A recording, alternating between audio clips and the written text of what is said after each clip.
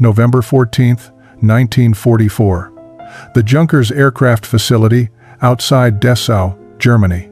A gray military transport truck rumbled through the main gates of the sprawling industrial complex, its cargo wrapped in heavy canvas tarps and secured with thick chains. Word had spread quickly through the engineering department that morning. The Luftwaffe had recovered something extraordinary from a crash site near the Polish border, something that could change everything. As the truck backed into Hangar 7, a crowd of engineers, technicians, and military officials gathered in the cold morning air, their breath forming small clouds in the autumn chill. Among them stood some of Germany's finest aeronautical minds, men who had designed the Messerschmitt 109, the Focke-Wulf 190, and the revolutionary Messerschmitt 262 jet fighter. They had spent years pushing the boundaries of aviation technology, believing that German engineering represented the pinnacle of human achievement. The hangar doors closed behind the truck with a heavy metallic groan, and guards took positions at every entrance. What happened next would be classified at the highest levels. No photographs, no unauthorized notes, no casual conversations about what they were about to see. The head of the facility, Oberst Heinrich Vogel, stepped forward as workers began unwrapping the cargo. "Ladies and gentlemen," he announced in crisp German, "before you is the heart of the American B-29 Superfortress. One of their bombers went down during a reconnaissance mission, and we managed to recover this engine before it could be completely destroyed. This is your opportunity to understand how the Americans have achieved such remarkable range and payload capacity." As the canvas fell away, revealing the massive radial engine beneath, a collective intake of breath rippled through the assembled crowd. Even partially damaged from the crash, the Wright R-3003-150 Duplex-Cyclone was magnificent. Its 18 cylinders arranged in 2 rows gleamed even in the dim hangar light, and its sheer size dwarfed the German engines most of them had worked with. This was the power plant that allowed American bombers to strike deep into German territory and return safely to bases in England or Italy, carrying bomb loads that seemed impossible by German standards. Among the engineers pressing forward for a closer look was a man whose life was about to change forever, though he didn't know it yet. His name was Ernst Müller, and he had spent 23 years designing aircraft engines for the German aviation industry. He had started as an apprentice in 1921, worked his way through the technical ranks, and now served as the chief propulsion engineer at the Junkers facility. Ernst was 45 years old, methodical, precise, and utterly convinced that German engineering could match or exceed anything the Allies produced. As he approached the captured engine, running his experienced hands along its cooling fins and examining its construction, he felt a familiar surge of confidence. They would measure it, analyze it, understand it, and then Germany would build something better. Ernst Müller had never doubted Germany's technological superiority, not once in his entire career. He had witnessed the birth of modern aviation, watched as German engineers revolutionized aircraft design, and personally contributed to engines that powered some of the fastest fighters in the world. His office walls displayed certificates from the Reich Air Ministry, commendations for innovation, and photographs of aircraft that bore his technical signature. He had shaken hands with Ernst Heinkel, corresponded with Willy Messerschmitt, and once spent an afternoon discussing turbine theory with the legendary Hans von Ohain. These were not mere engineers. They were artists of metal and mathematics, men who transformed dreams of flight into thundering reality. The morning after the B-29 engine arrived, Ernst assembled his core team in the facility's secure analysis room.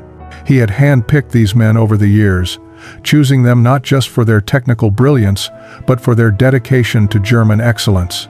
There was Josef Kessler, his senior thermodynamics specialist, a thin, intense man of 38 who could calculate fuel efficiency ratios in his head faster than most men could write them down. Beside him sat Wilhelm Brandt, the metallurgist whose understanding of alloys and stress tolerances had improved German engine durability by nearly 20% over the past 3 years.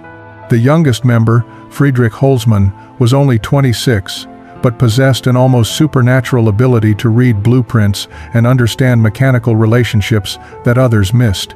Ernst stood before them, his hands clasped behind his back, in the military posture that years of working with Luftwaffe officials had ingrained in him.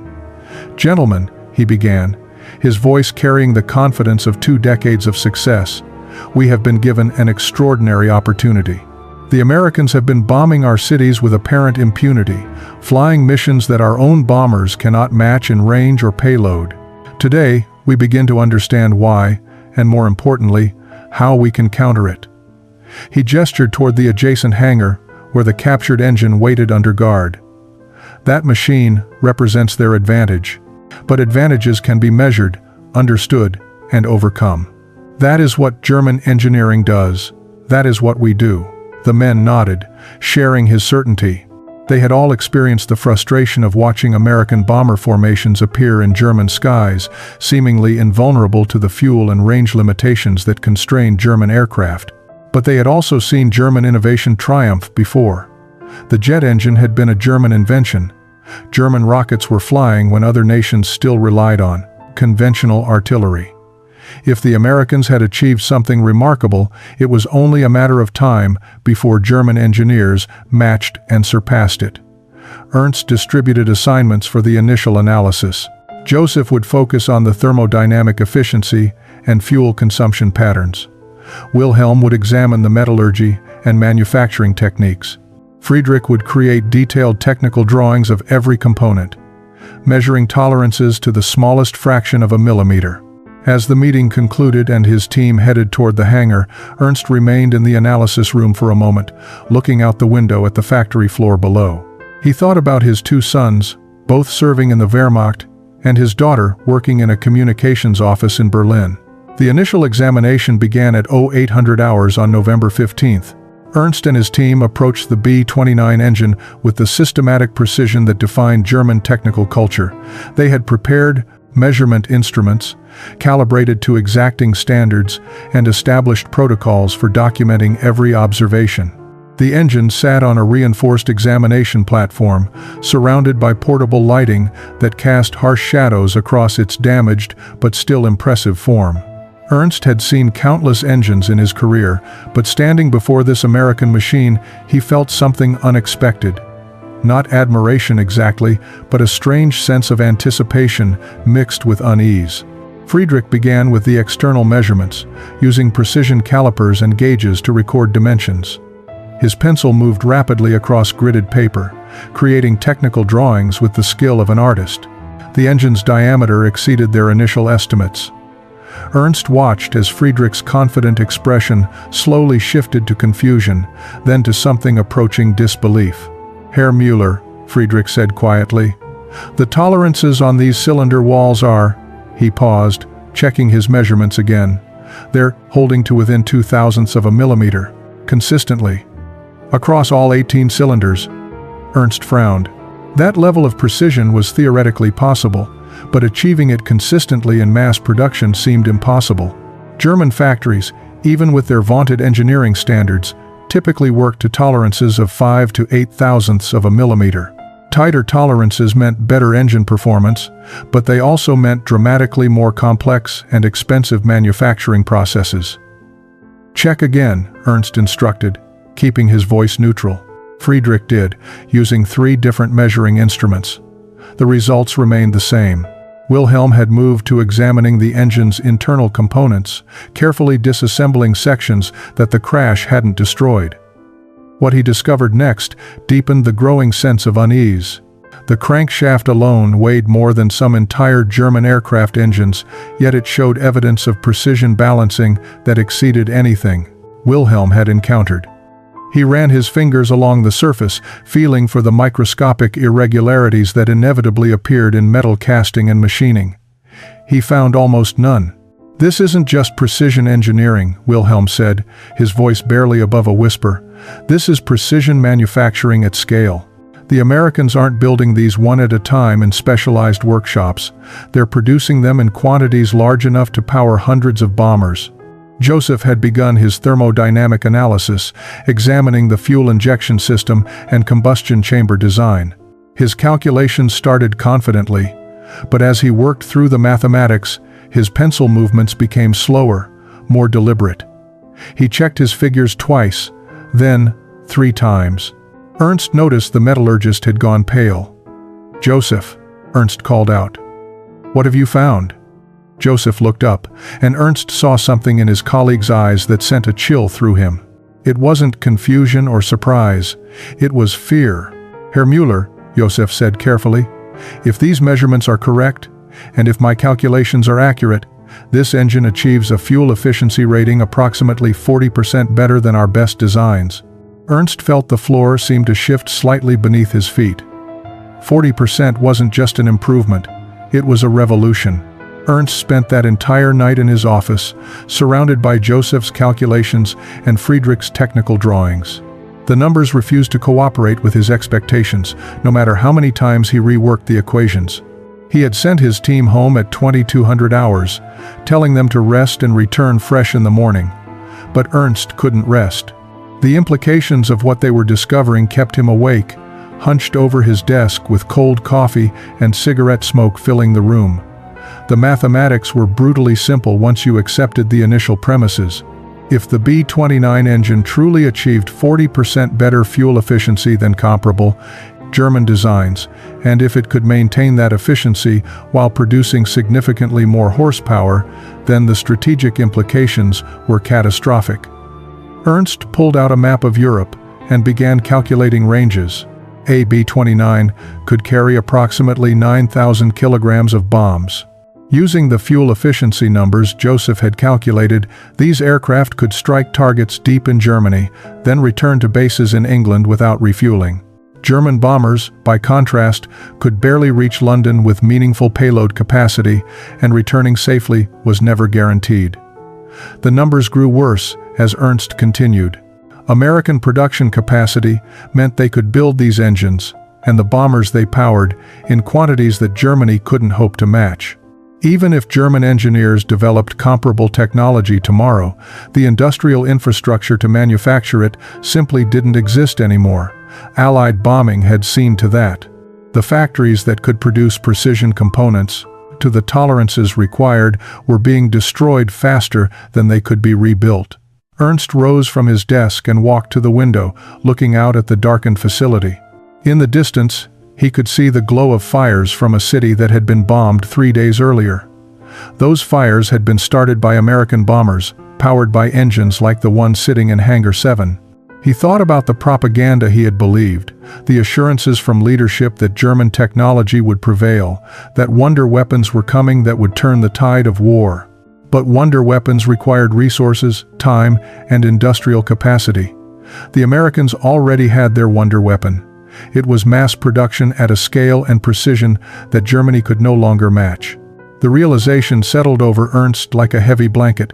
This wasn't just about one engine or one aircraft design.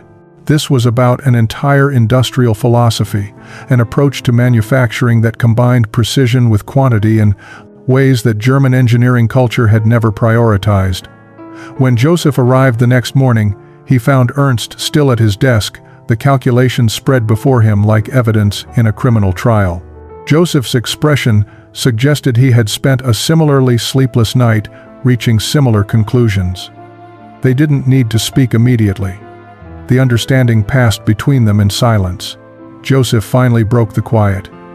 "I've checked everything 3 times, Herr Müller. The mathematics don't lie." Ernst nodded slowly, crushing out another cigarette in the overflowing ashtray. "No," he said quietly, "they never do. The question is what we do with this truth." That question hung in the air between them, heavy with implications that extended far beyond engineering. The analysis continued for 2 more weeks, but the initial conclusions only deepened with further examination. Each new measurement, each calculation, each comparison with German equivalents revealed the same uncomfortable truth.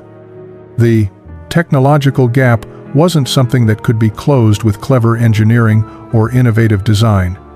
It was structural, rooted in manufacturing capabilities and resource access that Germany no longer possessed. Ernst watched his team's confidence erode day by day, replaced by a quiet desperation that no one dared voice openly. The facility remained under tight security, but Ernst knew that secrets had a way of spreading despite precautions. Other engineers had heard rumors about the captured engine, and some had found reasons to visit Hangar 7, hoping for glimpses of what Ernst's team was examining. Friedrich was the first to break the unspoken rule about discussing the broader implications. It happened during a late evening session, when only Ernst, Joseph, and Wilhelm remained in the analysis room. Friedrich had been unusually quiet all day, his normally animated face drawn and troubled. He set down his calipers with deliberate care and looked directly at Ernst. "Herr Müller," he began, his voice barely above a whisper.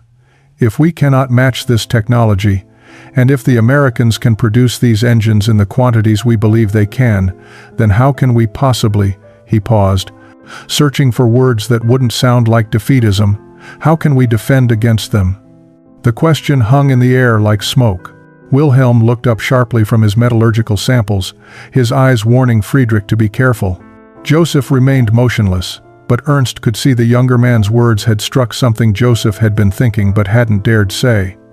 Ernst chose his words carefully. They were alone, but walls had ears, and expressing doubt about Germany's ultimate victory could be construed as defeatism or worse. "We focus on what we can control," Ernst said firmly. "Our task is to provide accurate technical analysis, not to make strategic assessments. That responsibility belongs to others." But his words sounded hollow even to himself, and he could see that his team wasn't convinced. Wilhelm spoke up, his voice tight with barely suppressed emotion. "My brother writes from the Eastern Front. He says they're retreating, that supplies aren't arriving, that promised reinforcements never materialize. And now we discover that the Americans have this level of technological advantage." He gestured at the engine specifications spread across their work table. "What are we even doing here? What difference does our analysis make?" Ernst felt the weight of command, the responsibility of maintaining morale while confronting truths that undermined everything they had believed. He had spent his entire career in service to German aviation, had raised his children to be proud of their country's technical achievements, had assured his sons that German engineering excellence would secure victory. Now he stood before men who looked to him for leadership, and he had no reassuring answers to offer. The silence stretched between them until Joseph finally spoke. "We continue because we're engineers," he said quietly. "We serve the truth, even when the truth is difficult." December brought the coldest weather Ernst could remember in years, and with it, a discovery that made all their previous concerns seem almost trivial. Wilhelm had been conducting detailed metallurgical analysis of the engine's components, using the facility's spectrographic equipment to determine the exact composition of the alloys the Americans were using. What he found wasn't just impressive engineering, it was material science that seemed to come from a different world entirely. The aluminum alloys used throughout the B-29 engine represented a level of refinement and quality that German metallurgists had theorized about but never successfully produced at scale. Wilhelm spent 3 days analyzing samples from different components, hoping his initial findings were errors. They weren't. Every piece he examined showed the same extraordinary properties. Ernst stood beside Wilhelm in the metallurgy laboratory, watching as the spectrograph produced its analysis of yet another sample.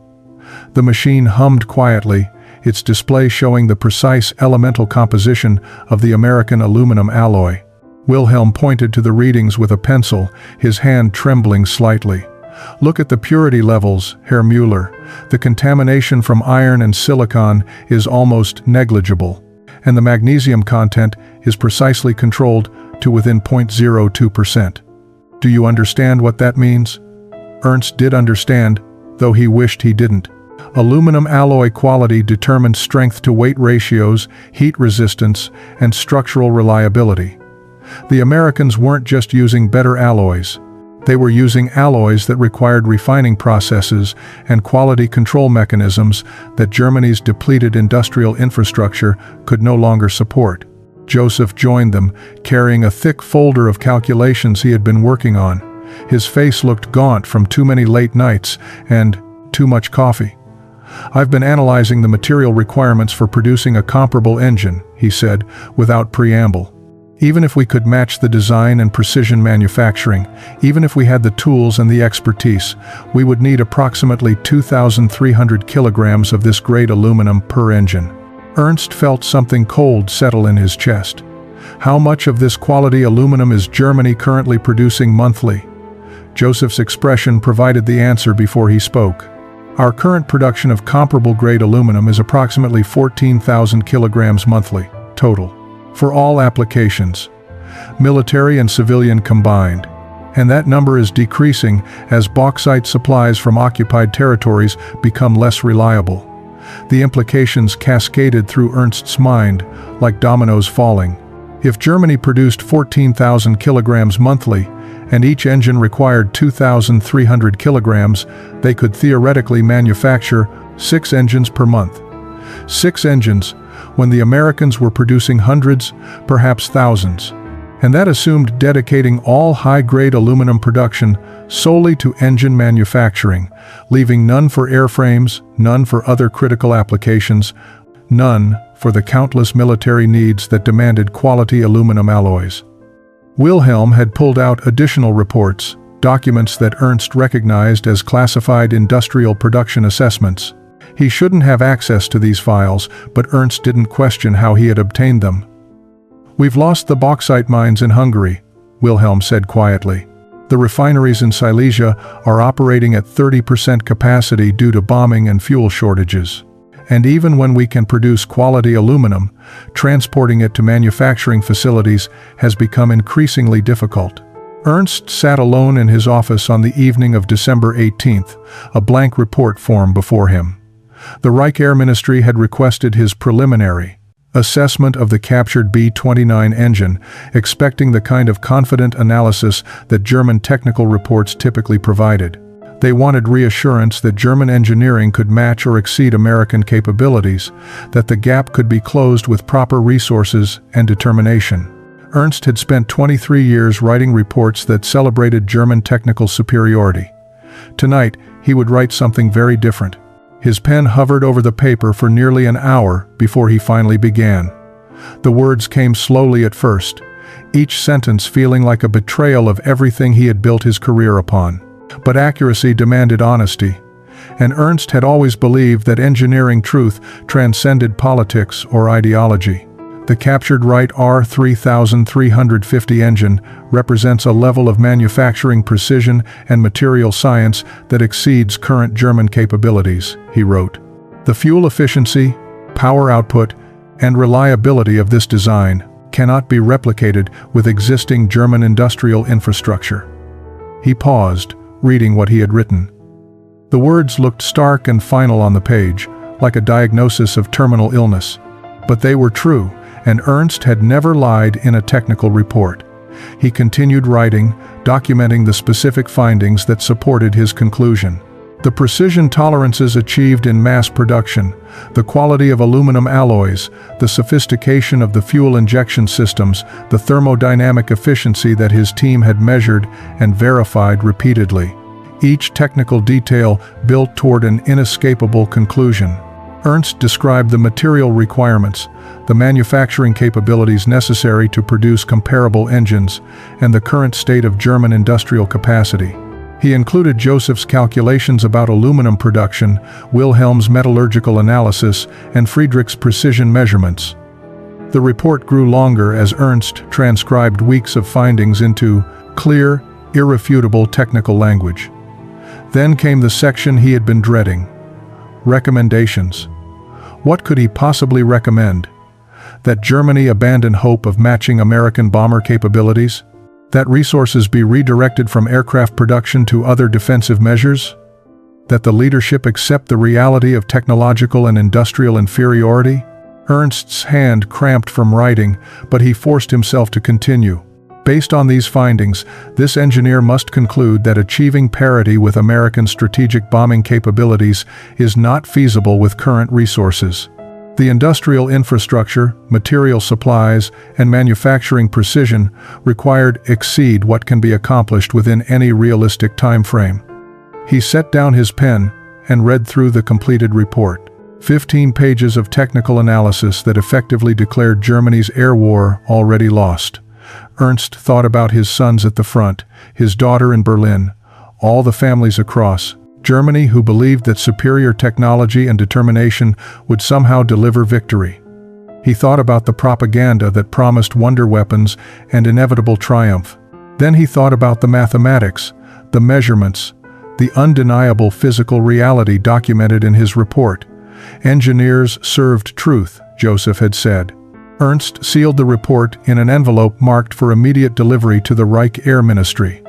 His hands shook slightly as he wrote the classification markings. Somewhere in his mind, he knew this report would likely be filed away, ignored, or suppressed.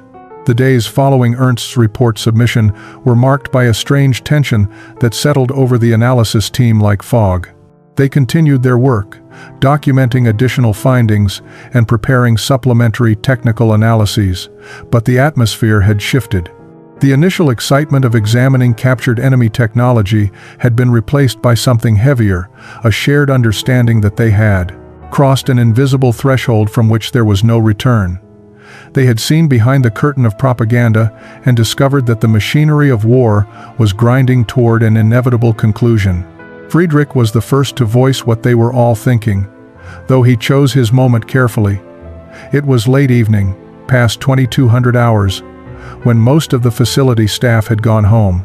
Only Ernst's core team remained in the analysis room, ostensibly finishing documentation, but mostly avoiding their empty apartments and the questions from wives and families they couldn't safely answer.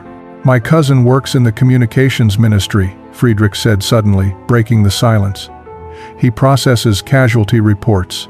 The numbers they release publicly," he paused, looking around to ensure they were truly alone. "They're not the real numbers." Wilhelm looked up sharply. "That's dangerous talk, Friedrich. We could all be reported for even listening to such things." Friedrich's laugh was bitter and short. "Reported to whom? The Gestapo? For knowing what anyone with eyes can see?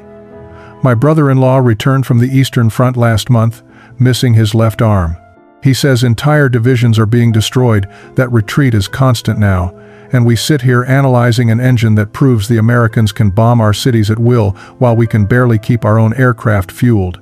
Joseph had been silent, staring at the technical drawings spread across his desk. Now he spoke without looking up. "My wife asked me last week if we should send our daughter to her sister's farm in Bavaria, away from the cities, away from the bombing. I told her yes. I told her to go this week." Ernst felt the weight of leadership pressing down on him.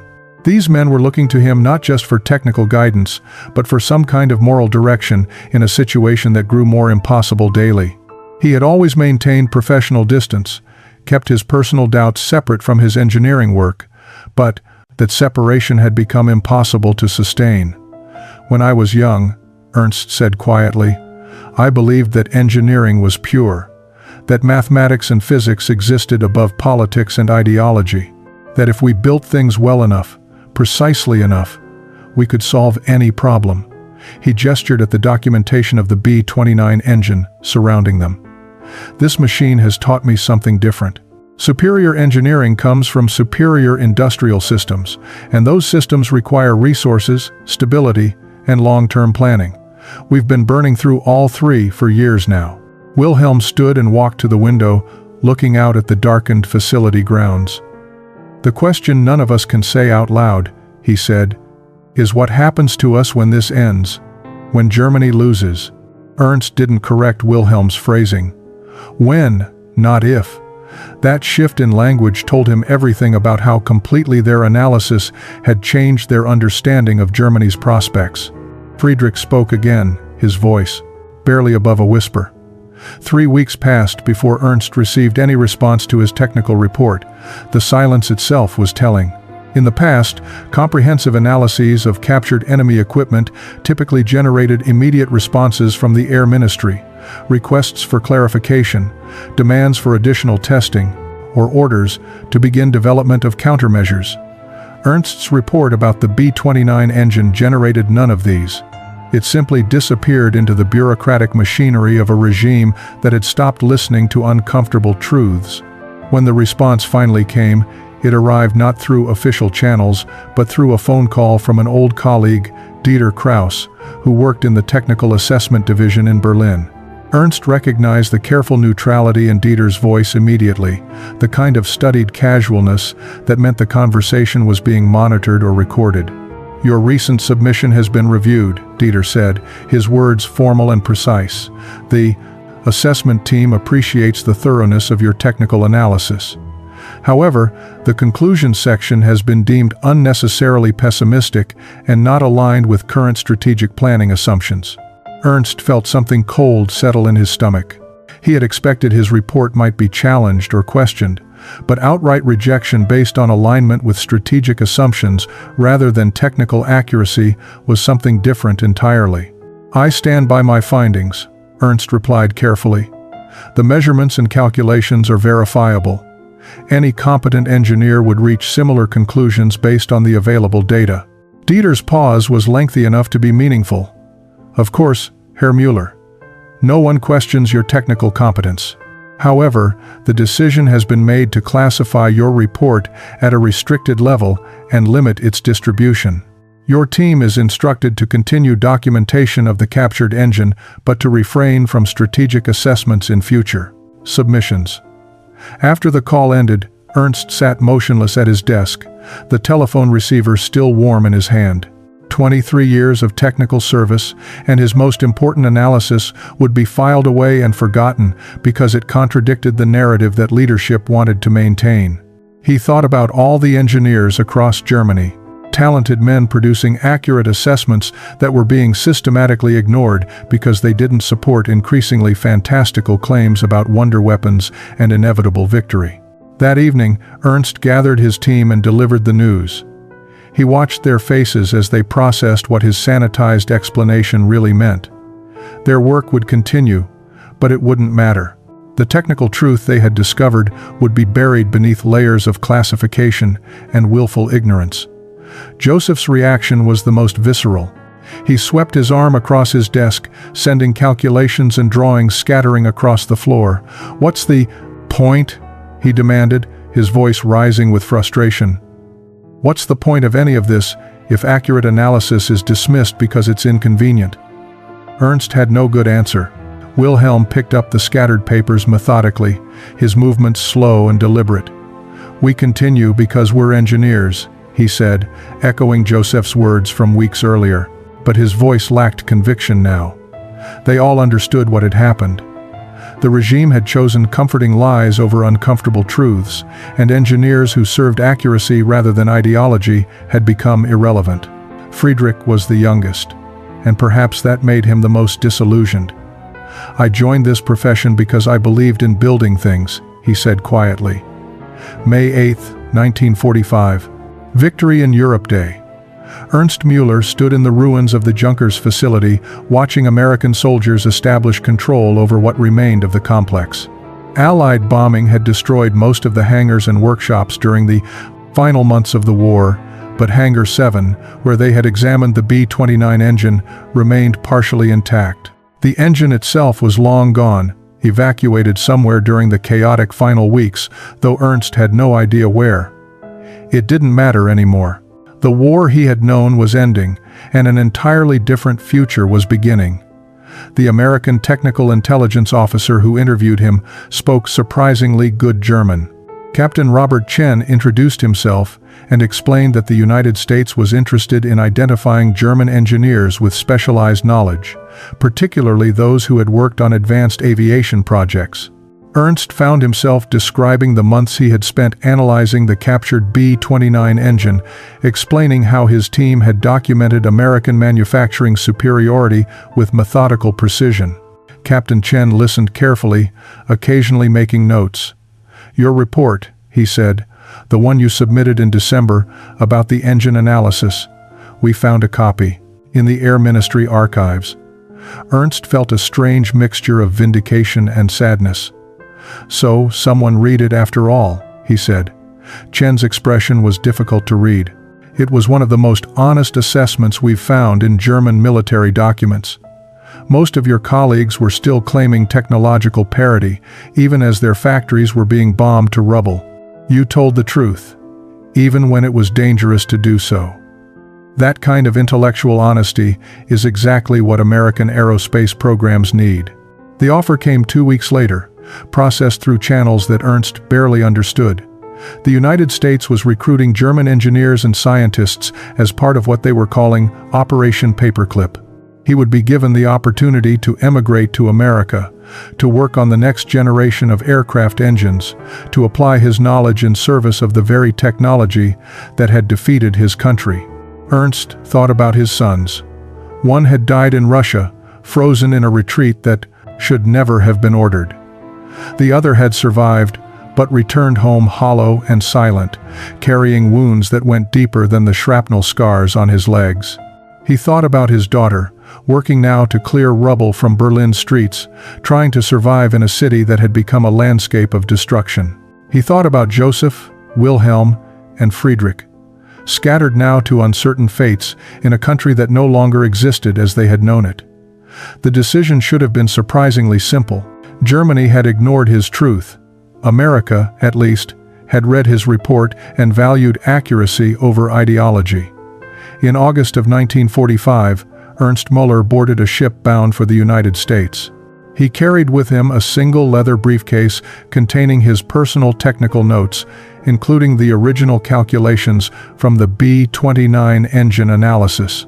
20 years later, Ernst stood in an American aircraft factory in Seattle, watching precision engines roll off production lines. He had helped design them, combining German engineering discipline with American manufacturing philosophy. His daughter had joined him in America, married an American engineer, and raised children who spoke English as their first language. Ernst never forgot examining that captured engine in late 1944, when mathematics forced him to abandon comfortable lies. He often told younger engineers about those months when a single engine revealed not just technological gaps, but fundamental truths about societies that face reality versus those that deny it. The story became a quiet footnote in history, but for those who understood aerospace engineering, it represented something profound. Technical truth transcended nationalism. The B-29 engine had taught Ernst that superior technology emerged from superior systems and honesty. From the ashes of one belief, he built new understanding, carrying forward the lesson that the best engineering cannot overcome a society's refusal to face truth.